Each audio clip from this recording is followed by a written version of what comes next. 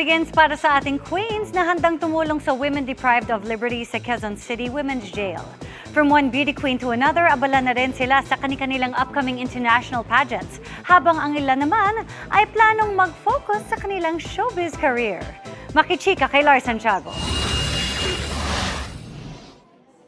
Beauty with a cause. Ganyan ang pinatunayan ng ating queens kagaya na lang ni Sparkle Star at Miss Universe Philippines 2025 first runner-up Winwin Marquez na handang tulungan ang women deprived of liberty sa Quezon City Women's Jail.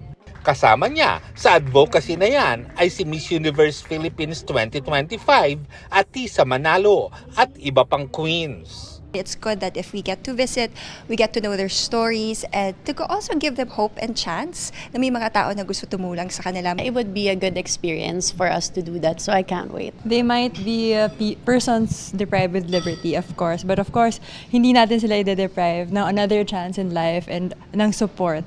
Sa mga darating na araw, magiging abala na sina Atisa at iba pang queens sa paghahanda para sa kanya-kanyang international competition. Habang sina Winwin at Miss Universe Philippines second runner-up na si Liana Aduana naman ay magiging abala sa kanyang showbiz career. I am one of the hostmate of Unang Hirit. So I've been with them for almost a week already.